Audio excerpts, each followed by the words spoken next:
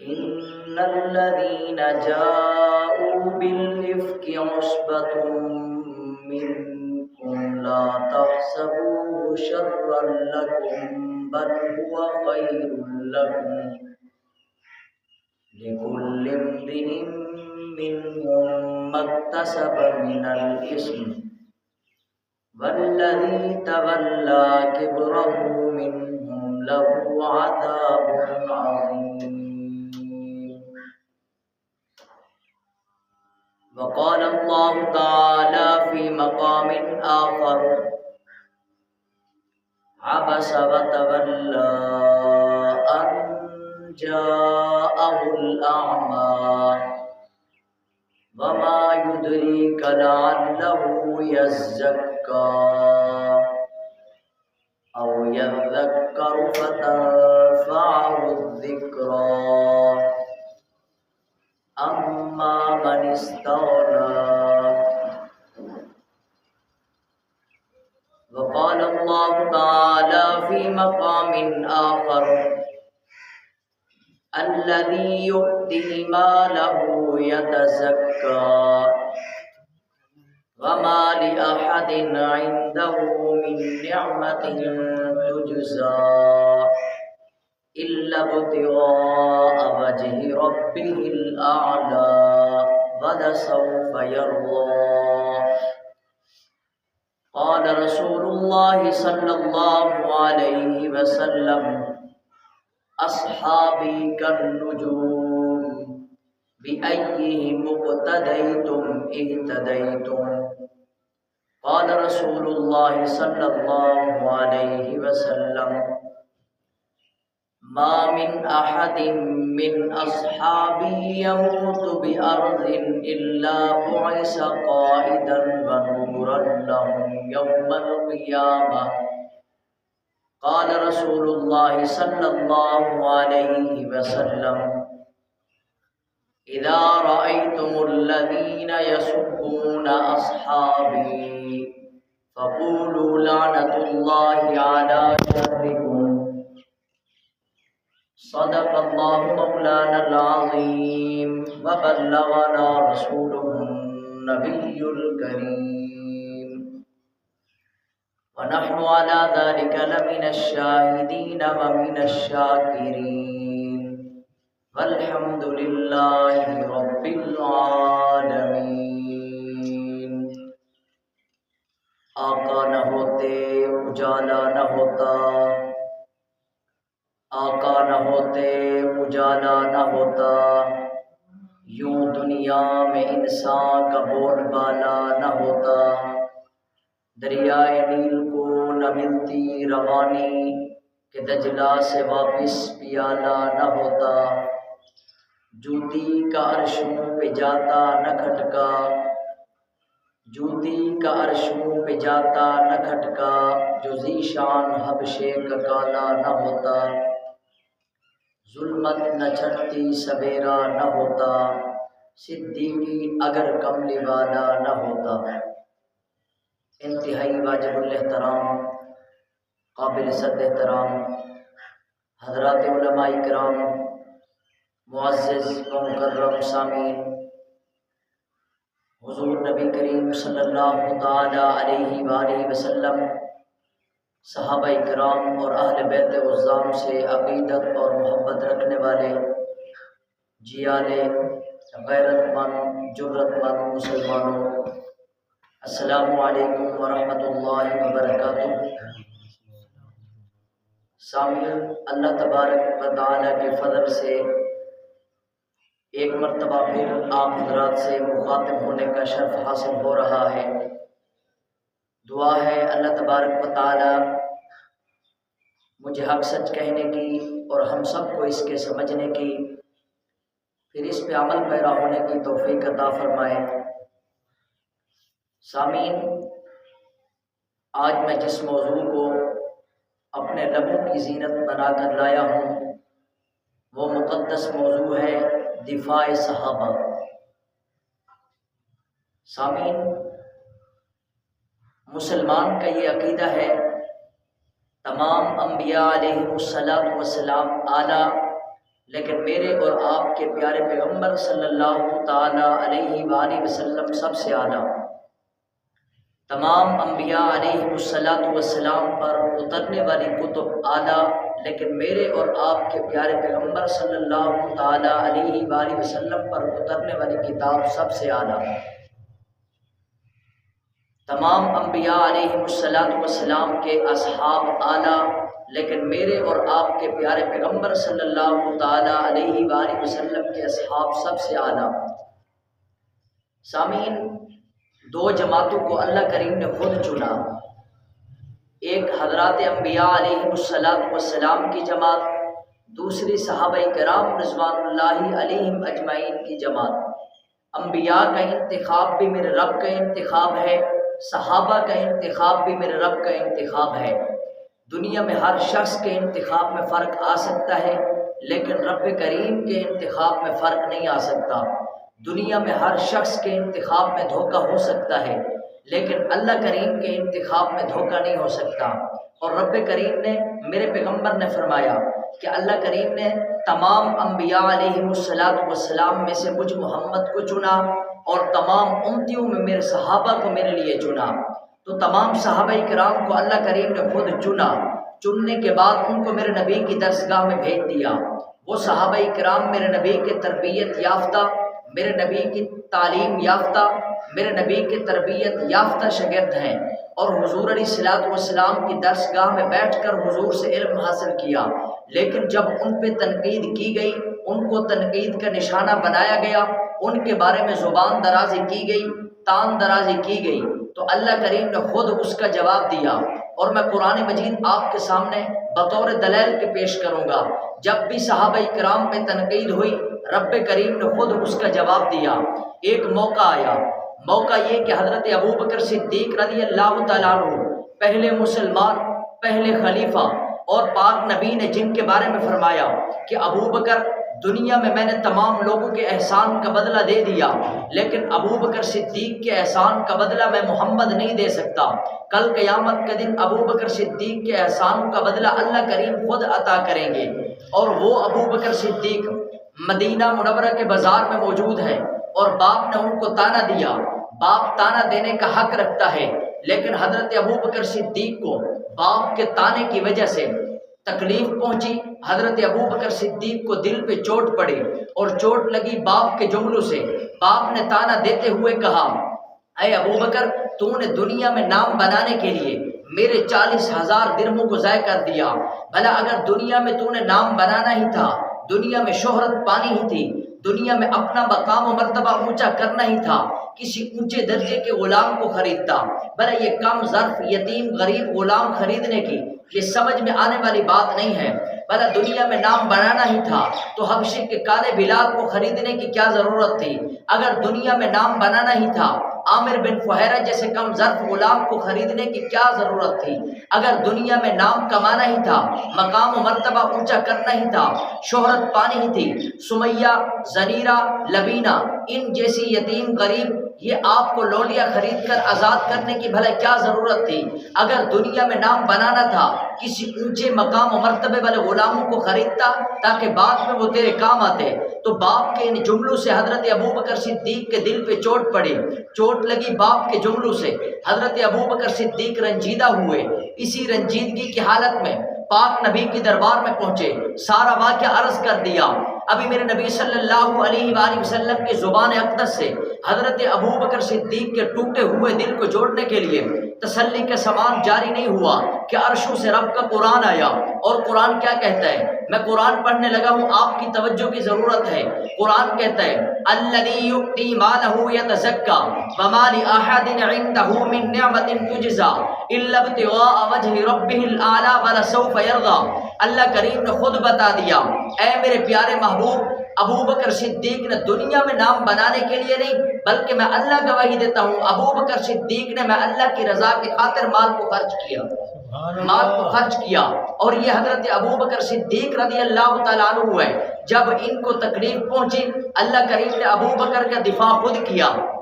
ایک دوسرا موقع، حضور علیہ السلام سے کافروں نے درخواست کی، اے محمد، ہم آپ کی بات سننے کے لیے تیار ہیں، لیکن جب ہم لوگ آپ کے پاس آئے نا تو آپ کے پاس آپ کے یہ یتیم غلام، آپ کے یہ غریب غلام، آپ کے یہ کم ظرف غلام آپ کے قریب نہ بیٹھے ہوں، تب ہم لوگ آپ کی بات سنیں گے۔ ہمارے بڑے بڑے پروٹوکولز ہیں، ہماری سرداریاں ہیں، ہمارے بڑے بڑے عہدے ہیں، ہمارے لیے مناسب نہیں آپ کے پاس آپ کے یتیم غلام بھی بیٹھے ہوں اور ہم بھی آ کے بیٹھ کے آپ کی بات سنیں، یہ ہمارے لیے مناسب نہیں ہے۔ جب ہم لوگ آپ کے پاس آئیں آپ کی دعوت و تبلیغ سننے کے لیے تو یہ لوگ آپ کے قریب نہ بیٹھے ہوں۔ حضور علیہ الصلوۃ والسلام کو اللہ کریم نے اختیار دیا، میرے نبی نے صحابہ کرام کو روک دیا، میرے نبی کو روکنے کا اختیار تھا، روکنے والے پاک پیغمبر، رک جانے والے صحابہ، پاک نبی نے روکا، صحابہ کرام رک گئے۔ ابھی کفار کی مجلس لگی ہوئی ہے، وہ امراء میرے نبی کی مجلس میں بیٹھے ہوئے ہیں، پاک پیغمبر صلی اللہ تعالی علیہ وآلہ وسلم کی گفتگو جاری ہے۔ اسی درمیان اندازہ نہیں ہوا حضور کے ایک نابینا صحابی نام جس کا حضرت عبداللہ ابن ام مکتوم رضی اللہ تعالیٰ عنہ ہے، عین اس مجلس میں داخل ہوئے۔ میرے نبی نے دیکھا میں محمد کے روکنے کے باوجود میرا یہ غلام، میرا یہ صحابی، میرا یہ نوکر، میرا یہ خادم عین اس مجلس میں داخل ہو گیا۔ پاک نبی کے چہرے انور پہ ناگواری کے آثار نمایاں ہوئے۔ حضور علیہ الصلوۃ والسلام اس امراء کی مجلس سے اٹھ کر ابھی گھر تشریف نہیں لائے تھے، راستے میں تھے، اللہ کا قرآن آیا، میں قرآن پڑھنے لگا ہوں۔ قرآن کیا کہتا ہے؟ عبس وتولی ان جاءہ الاعمی وما یدریک لعلہ یزکا او یذکر فتنفعہ الذکری اما من استغنی۔ قرآن نے آ کر دو ٹوک الفاظ میں بتا دیا، اے میرے پیارے محبوب یہ سارے کافر مسلمان ہو جائیں لیکن ہمارے نزدیک اس نابینے کی قیمت زیادہ ہے۔ اور حضور علیہ الصلوۃ والسلام کے یہ وہ صحابہ جب بھی ان پہ تنقید ہوئی، چاہے حضور کا کوئی صحابی بینا ہو یا نابینا، جب بھی تکلیف پہنچی اللہ کریم نے خود ان کا دفاع کیا۔ لیکن آپ دیکھیں، اگر آپ توجہ کریں، میں اپنی گفتگو کو تفصیلی مراحل میں لے جانا چاہتا ہوں۔ سامعین، اسلام میں 27 غزوات ہوئے اور حضور علیہ الصلوۃ والسلام جب بھی کسی غزوے میں جاتے قرآن اندازی کرتے، قرآن اندازی میں جس بیوی کا نام نکلتا، ازواج مطہرات میں سے جس بیوی کا نام نکلتا اس کو ساتھ لے جاتے۔ اور حضور علیہ الصلوۃ والسلام 2 غزوات ایسے ہیں میرے نبی کی زندگی میں آئے کہ جن غزوات میں قرے میں حضرت عائشہ صدیقہ رضی اللہ تعالی عنہا کا نام نکلا، ان میں سے ایک غزوے کا نام غزوہ ذات الرقاع، دوسرے کا نام ہے غزوہ بنی مصطلق۔ ان میں حضرت عائشہ صدیقہ کا قرے میں نام نکلا، حضور علیہ الصلوۃ والسلام ان کو ساتھ لے گئے۔ پہلی جنگ ذات الرقاع، رقاع رکا سے ہے، رکا کا معنی ہوتا ہے چیتڑوں والا، ٹاکیوں والا۔ کیا مطلب؟ اس جنگ میں حضور علیہ الصلوۃ والسلام کے ساتھ 400 کی تعداد میں صحابہ کرام ہیں، لیکن ان صحابہ کرام کے پاؤں میں جوتے نہیں ہیں، ننگے پاؤں چلنے کی وجہ سے صحابہ کرام کے پاؤں میں ورم آ گیا، صحابہ کرام کے پاؤں پھٹ گئے اور ان پھٹے ہوئے پاؤں پر ٹاکیوں کو باندھ دیا گیا۔ اس وجہ سے اس غزوے کا نام چیتڑوں والا، ذات الرقاع، ٹاکیوں والا رکھ دیا گیا۔ یہ وہ غزوہ، اس غزوے میں حضور علیہ الصلوۃ والسلام کے ساتھ صحابہ کرام جب دشمن کے مقابلے میں گئے تو دشمن نے لڑائی نہیں کی، دشمن پہلے بھاگ گئے۔ اور حضور علیہ الصلوۃ والسلام جب واپس آنے لگے فتح یاب ہو کر، حضور کے صحابہ کرام بھی ساتھ ہیں لیکن ایک جگہ پہ پڑاؤ کیا، رات کا وقت قریب تھا، تو اس وقت میرے نبی نے فرمایا، اے میرے صحابہ رات کا وقت ہونے والا ہے، ابھی یہیں پہ رہتے ہیں، لیکن صبح کے وقت یہاں پہ پانی موجود نہیں ہے، صبح کے وقت نماز تہجد کے وقت یہاں سے ہم آگے سفر شروع کریں گے، اگلی منزل پہ جائیں گے جہاں پہ پانی کا کنواں بھی موجود ہے، وہاں پہ وضو بھی کریں گے، نماز فجر بھی ادا کریں گے۔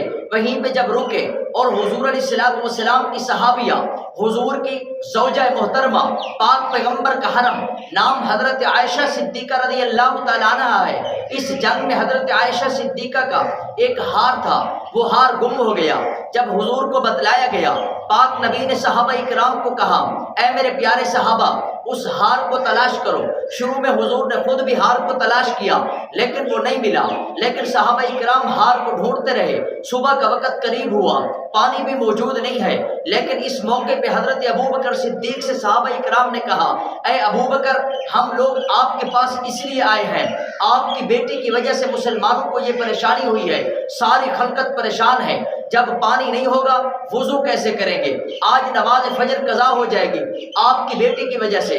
حضرت ابوبکر صدیق رضی اللہ تعالیٰ عنہ غصے کی حالت میں ہیں، اسی غصے کی حالت میں حجرے کے اندر تشریف لے گئے۔ جب اندر گئے دیکھا حضرت عائشہ صدیقہ بیٹھی ہوئی ہے اور حضور علیہ الصلوۃ والسلام نے اپنا سر مبارک حضرت عائشہ کی گود میں رکھا ہوا ہے۔ حضرت عائشہ صدیقہ حضور علیہ الصلوۃ والسلام حضرت عائشہ صدیقہ کے گود میں آرام فرما ہے۔ حضرت ابوبکر صدیق قریب پہنچے، غصے کی حالت میں ہے، یہ انگوٹھا حضرت ابوبکر صدیق رضی اللہ تعالیٰ عنہ نے غصے کی حالت میں اپنی بیٹی حضرت عائشہ صدیقہ کے کمر پہ مارا، گویا کہ ایک چونکا لگایا۔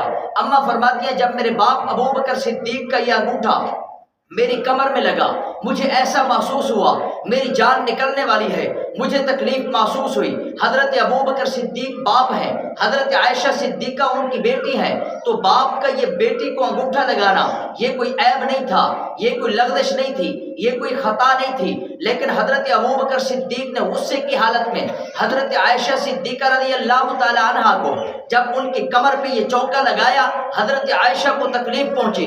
جب حضرت عائشہ کو تکلیف پہنچی عرش والے رب نے خاموشی اختیار نہیں کی، اللہ کریم نے فوراً اپنے ضابطے کو بدل دیا۔ پہلے ضابطہ کیا تھا؟ قرآن مجید پڑھنے لگا ہوں، توجہ کریں۔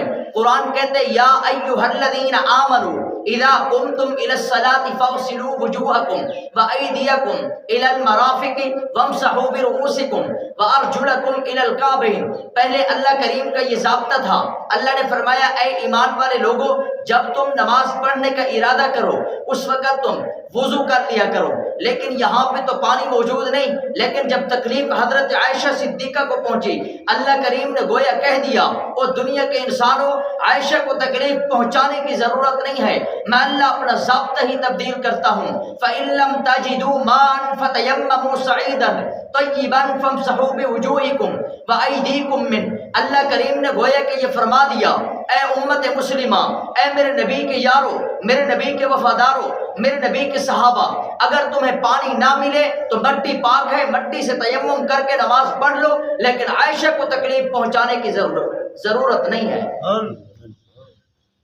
اور اللہ کریم نے حضرت عائشہ صدیقہ کا دفاع خود کیا ہے۔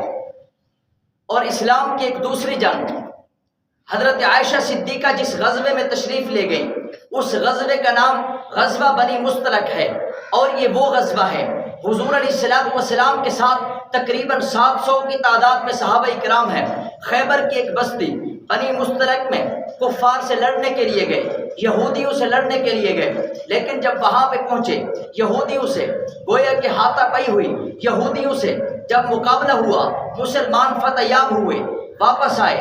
جب واپس آئے تو ایک جگہ پہ پڑاؤ کیا اور حضور علیہ الصلوۃ والسلام نے صحابہ اکرام سے فرما دیا اے میرے پیارے صحابہ جس نے قضائے حاجت کرنی ہو وہ کر لے۔ تو تمام صحابہ اکرام جنگلات میں چلے گئے قضائے حاجت کرنے کے لیے۔ حضرت عائشہ صدیقہ رضی اللہ تعالی عنہا بھی اپنے کجاوے سے اتر کر ہودج سے اتر کر وہ بھی جنگلوں میں چلی گئی قضائے حاجت کرنے کے لیے۔ لیکن اماں جب قضائے حاجت سے فارغ ہوئی واپس آنے لگی، ایک ہار اماں نے عاریتاً اپنی بہن حضرت اسماء سے لیا ہوا تھا۔ جس طرح عام طور پہ عورتیں کسی خوشی میں جاتی ہیں تو عاریتاً دوسری کسی عورت سے ہار مانگ لیا کرتی ہیں، حضرت عائشہ صدیقہ نے بھی عاریتاً اپنی بڑی بہن حضرت اسماء سے ہار لیا ہوا تھا، وہ نگینوں کا ہار تھا، لیکن جب واپس آنے لگی کانٹے دار جھاڑیاں تھی، وہ ہار کسی نہ کسی طریقے سے ٹوٹ گیا۔ اماں وہ نگینے چننے لگی، لیکن جب وہ نگینے چننے لگی ادھر دیر ہو گئی، وہ قافلہ روانہ ہو گیا۔ حضرت عائشہ صدیقہ نے جب ہار کو جوڑ لیا واپس اس جگہ پہ پہنچی، قافلہ جا چکا تھا، اماں بڑی دور اندیش تھی، اللہ نے ان کو بڑی فراست عطا کی۔ انہوں نے یہ سوچا جب قافلے والے مجھے میرے کجاوے میں نہیں دیکھیں گے تو واپس اسی جگہ پہ آئیں گے۔ اماں کے پاس ایک سفید چادر تھی، حضرت عائشہ صدیقہ رضی اللہ تعالی عنہا نے وہ سفید چادر اپنے اوپر لے لی اور وہیں پہ سو گئے۔ عرب میں رواج تھا کہیں سے کوئی قافلہ گزرتا تو اس کے پیچھے 1 میل کے فاصلے پہ ایک آدمی کی نگرانی ہوتی تاکہ گری پڑی چیزوں کو اٹھائے۔ اس قافلے میں حضور کے صحابی جس کا نام حضرت صفوان بن معطل ہے، ان کی ڈیوٹی لگی کہ گری پڑی چیزوں کو اٹھانا، لیکن قافلہ تو چلا گیا۔ حضرت صفوان بن معطل اپنے سفر کو جاری رکھے ہوئے ہیں۔ ایک جگہ پہ پہنچے، دیکھا کہ ایک سفید چادر نظر آتی ہے۔ جب قریب پہنچے، اماں نے محسوس کر لیا یہاں پہ کوئی آدمی آ گیا، جلدی سے کپڑا ہٹایا۔ حضرت صفوان بن معطل کی زبان سے نکلا انا للہ و انا الیہ راجعون۔ حضرت صفوان بن معطل جان گئے، کیونکہ حضرت صفوان بن معطل حضرت عائشہ صدیقہ کو پردے کی آیات نازل ہونے سے پہلے دیکھ چکے تھے۔ جب دیکھا یہ تو اماں ہیں، فوراً زبان سے نکلا انا للہ و انا الیہ راجعون۔ حضرت صفوان بن معطل نے اپنے اونٹ کو بٹھا دیا، اماں اس کے اونٹ پہ سوار ہو گئی۔ بالآخر چلتے چلتے جب صبح کا وقت ہوا، کچھ دن جب چڑھنے لگا، تو اس وقت حضرت عائشہ صدیقہ رضی اللہ تعالیٰ عنہ مدینہ منورہ کے قریب پہنچ گئی۔ اس اونٹ سے اتر کر اپنے کجاوے میں چلی گئی۔ عبداللہ ابن ابی منافق نے اس منظر کو دیکھا، دیکھنے کے بعد اس نے گویا اسلام کے خلاف سازش کی، حضرت عائشہ صدیقہ کے خلاف اس نے پروپیگنڈا کیا۔ اس نے یہ بات مشہور کر دی، عائشہ رات کی تاریکی میں حضور کے صحابی صفوان بن معطل کے ساتھ آئی ہے۔ گویا کہ پورے مدینہ میں یہ بات مشہور ہو گئی ہے کہ عائشہ صدیقہ رات کی تاریکی میں ایک غیر محرم کے ساتھ آئی ہے۔ یہ بات مشہور ہوئی، لیکن حضرت عائشہ صدیقہ جب اس سفر سے واپس گئی، 1 مہینے تک اماں بیمار ہو گئی۔ 1 مہینے کے بعد جب طبیعت صحیح ہوئی، حضرت عائشہ صدیقہ رضی اللہ تعالیٰ عنہ اپنی خادمہ، اپنی نوکرانی جس کا نام حضرت ام مستہ ہے، اس کو کہا میں نے قضائے حاجت کرنی ہے۔ جب باہر جانے لگے، حضرت ام مستہ کا پاؤں اٹکا، وہ پھسلنے لگی۔ فوراً ان کی زبان سے نکلا مستہ تیرے لیے ہلاکت ہو۔ تو حضرت عائشہ صدیقہ نے کہا کہ اے ام مستہ، تو اپنے بیٹے کو کیوں بد دعا دیتی ہے؟ مستہ تو تیرا بیٹا ہے، اپنے بیٹے کے لیے کیا کوئی ماں بد دعا کرتی ہے؟ حضرت عائشہ صدیقہ کو جواب ملا۔ حضرت ام مستہ رضی اللہ تعالی عنہا نے جواب دیا، کیا اے عائشہ تو بھولی بالی ہے؟ 1 مہینہ گزر گیا، مدینہ میں تیرے خلاف پروپیگنڈا شروع ہے، مدینہ میں 1 مہینے شروع ہو گیا، 1 مہینہ ہو گیا ہے، تیرے خلاف باتیں ہو رہی ہیں، منافقین غلط افواہیں پھیلا رہی ہے۔ حضرت عائشہ صدیقہ نے پوچھا کیسی افواہیں ہیں؟ تو حضرت ام مستہ نے بتلایا آپ کے خلاف یہ بات مشہور ہو گئی ہے، آپ رات کی تاریکی میں صفوان بن معطل کے ساتھ آئی ہو۔ حضرت عائشہ صدیقہ فرماتی ہیں مجھے قضائے حاجت بھول گئی، واپس وہیں سے گھر چلی گئی۔ جب گھر میں گئی، حضور علیہ السلام گھر تشریف لائے۔ حضرت عائشہ صدیقہ نے دیکھا کہ کتنے دن گزر گئے، پاک پیغمبر آتے ہیں، میرے قریب آتے ہیں، لیکن حضور علیہ السلام مجھ سے کلام نہیں کرتے۔ میری طبیعت کے بارے میں اگر پوچھتے ہیں، کسی دوسرے آدمی سے پوچھ لیتے ہیں، دوسرے گھر والوں سے پوچھ لیتے ہیں کہ عائشہ صدیقہ کی طبیعت کیسی ہے، لیکن مجھے اب سمجھ آ گئی ہے اسی فتنے کی وجہ سے، اسی پروپیگنڈے کی وجہ سے پاک پیغمبر ناراض ہیں۔ لیکن حضور جب گھر میں آئے، حضرت عائشہ صدیقہ نے پوچھا اے میرے پیارے پیغمبر، اے میرے سرتاج، اے سرتاج رسل، اے خاتم الانبیاء، اگر آپ مجھے اجازت دیں میں اپنے والدین کے گھر میں چلی جاؤں۔ پاک نبی نے ان کو اجازت دے دی۔ اماں فرماتی ہیں جب حضور نے مجھے اجازت دی، میں نے محسوس کر لیا حضور علیہ السلام کچھ زیادہ ناراض ہیں، معاملہ زیادہ سنگین ہے۔ اماں فرماتی ہیں میں نے اس معاملے کو دیکھا، پہلے جب بھی میں حضور سے اجازت طلب کرتی، حضور فرماتے عائشہ آج رک جاؤ، کل چلے جانا۔ جب دوسرا دن ہوتا، حضور فرماتے عائشہ آج بھی رک جاؤ، کل چلے جانا۔ اسی طرح کئی دن گزر جاتے، کافی عرصہ گزر جاتا، میں اپنے والدین کے گھر نہ جا سکتی۔ حضور علیہ السلام کی محبت مجھ سے اس قدر تھی، لیکن آج یہ کیا ہو گیا؟ میں نے پیارے پیغمبر سے اجازت مانگی، حضور علیہ السلام نے مجھے اجازت دے دی۔ حضرت عائشہ فرماتی ہیں جب میں اپنے والدین کے گھر میں چلی گئی، دیکھا میری ماں زینب ام رومان بھی پریشان ہیں، میرے والد حضرت ابوبکر صدیق بھی پریشان ہیں۔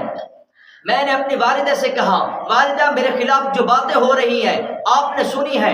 حضرت زینب ام رومان نے جواب دیا جی بیٹی ہم نے سنا ہے۔ حضرت عائشہ نے پوچھا اماں آپ کیسا محسوس کرتی ہیں؟ کہا میں کچھ نہیں کہہ سکتی۔ پوچھا حضرت ابوبکر صدیق کے بارے میں کہ ابا جان کہاں ہیں؟ حضرت زینب ام رومان نے جواب دیا تیرے والد دوسرے کمرے میں موجود ہیں، رو رہے ہیں اس وجہ سے۔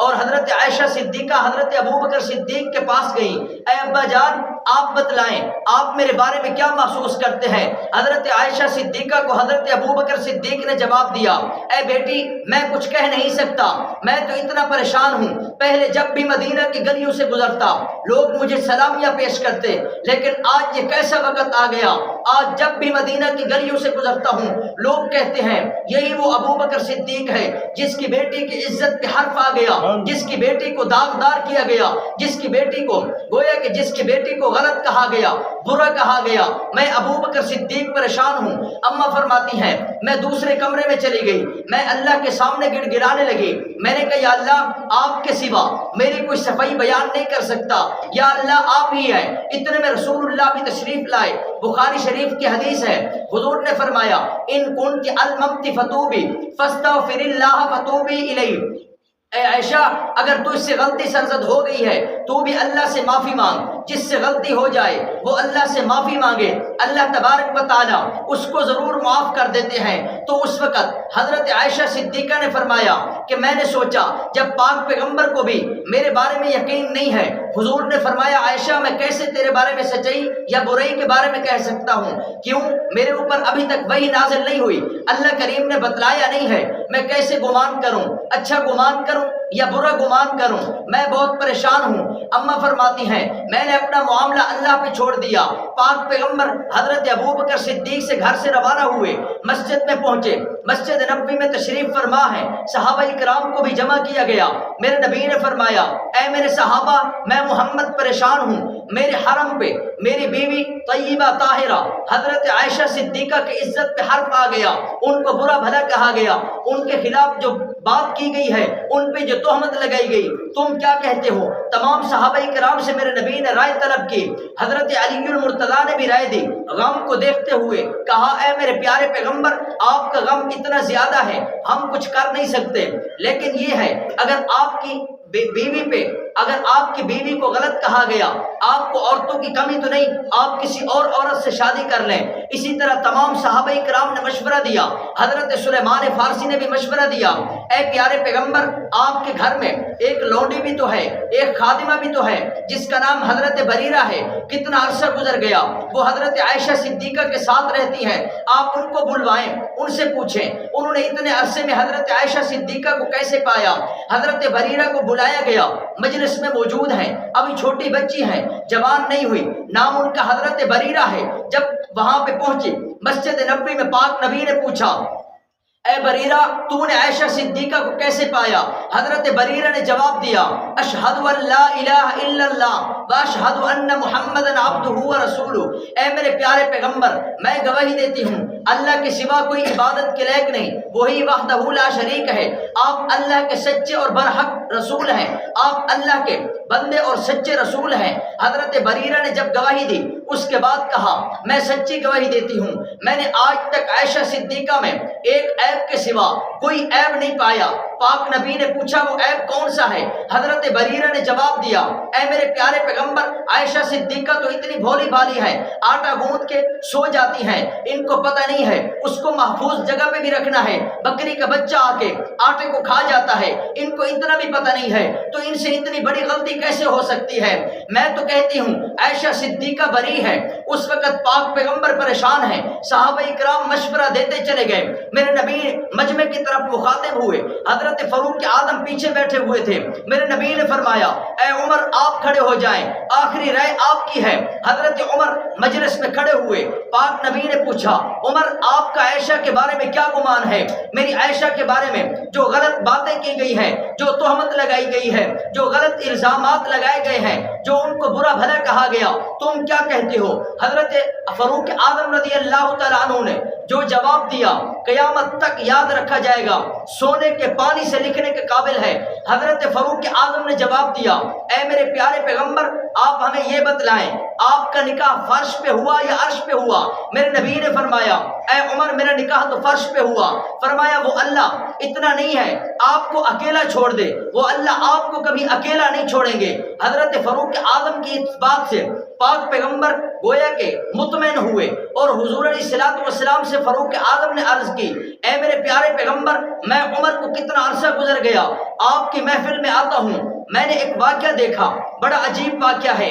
ایک گندی مکھی جو گندگی پہ بیٹھنے والی ہے، کبھی اس صحابی کے جسم پہ بیٹھتی ہے، کبھی اس صحابی کے جسم پہ بیٹھتی ہے۔ وہ گندی مکھی آپ کے جسم کے قریب تو آتی ہے لیکن آپ کے جسم پہ نہیں بیٹھنے دیتی۔ میں عمر یہ بات سمجھ گیا ہوں، وہ اللہ جب گندی مکھی کو آپ کے جسم کے قریب نہیں آنے دیتا تو غلط عورت کو آپ کے بستر پہ کیسے آنے دے گا؟ اور اللہ کریم نے خود دفاع کیا، اور حضور علیہ الصلوۃ والسلام نے اسی وقت فرمایا، جزاک اللہ ابن خطاب، اے عمر اللہ آپ کو جزائے خیر دے۔ حضرت فاروق اعظم رضی اللہ تعالیٰ عنہ کو حضور علیہ الصلوۃ والسلام نے جزاک اللہ کہا۔ حضور علیہ الصلوۃ والسلام فاروق اعظم کی اس رائے سے مطمئن ہوئے، مجلس برخاست ہوئی۔ حضور علیہ الصلوۃ والسلام وہاں سے دوبارہ ابو بکر صدیق کے گھر میں پہنچے۔ حضرت عائشہ صدیقہ سمیت تمام گھر والوں سے کہا، حضرت ابو بکر صدیق سے بھی کہا، اے ابو بکر آپ کی بیٹی کا معاملہ میں نے اللہ پہ چھوڑ دیا۔ اور اس وقت حضور علیہ الصلوۃ والسلام سے حضرت عائشہ صدیقہ نے کہا، اے میرے پیارے پیغمبر میں نے بھی اپنا معاملہ اللہ پہ چھوڑ دیا ہے، جب دنیا میں میری صفائی کوئی بیان نہیں کرے مجھے یقین ہے اللہ تبارک و تعالی ضرور میری صفائی بیان کریں گے۔ ابھی حضور اسی جگہ پہ موجود ہیں، پاک پیغمبر پہ وحی کے آثار نمایاں ہوئے، حضور علیہ الصلوۃ والسلام کے چہرے انور پہ پسینہ آنے لگا، یہ وحی کی علامت ہوتی تھی۔ حضور پہ وحی آئی، گویا پاک پیغمبر صلی اللہ تعالی علیہ وآلہ وسلم پہ جب وحی آنے لگی، اما عائشہ صدیقہ فرماتی ہیں میرے والد حضرت ابو بکر صدیق پریشان ہیں، حضور کی طرف دیکھتے خوف محسوس ہوتا، پتہ نہیں وحی میں کیا بتلایا گیا، میری طرف دیکھتے تو مطمئن ہوتے، بار بار جب حضور کی طرف دیکھتے خوف محسوس کرتے کہ اللہ کی طرف سے کیا حکم آنے والا ہے، لیکن جب میری طرف دیکھتے مطمئن ہوتے۔ لیکن اللہ کریم نے میری صفائی جب بیان کی، پاک پیغمبر پر وحی مکمل ہوئی، حضور علیہ الصلوۃ والسلام وحی کے آنے کے بعد پاک پیغمبر مسکرائے۔ اس وقت حضور علیہ الصلوۃ والسلام نے فرمایا، اے عائشہ اللہ نے تیری برات کا اعلان کر دیا، اللہ نے تیری صفائی ایسے بیان نہیں کی بلکہ قرآن مجید کے اللہ کریم نے 10 آیتیں بیان کر دی ہیں، جس آیت کا آخری الفاظ یہ ہے سبحانک ھذا بہتان عظیم، عائشہ پاک ہے اس پہ جو تہمت لگانے والے انسان ہیں وہ جھوٹے ہیں۔ اور اللہ کریم نے جب حضور علیہ الصلوۃ والسلام کی صحابیہ حضور کی حرم حضرت عائشہ صدیقہ رضی اللہ تعالی عنہا پہ تہمت لگائی گئی، اس وقت اللہ کریم نے خود حضرت عائشہ صدیقہ کا دفاع کیا، اور قرآن مجید کی 10 آیتیں حضرت عائشہ صدیقہ کی شان میں نازل ہوئی۔ پہلی آیت کون سی ہے؟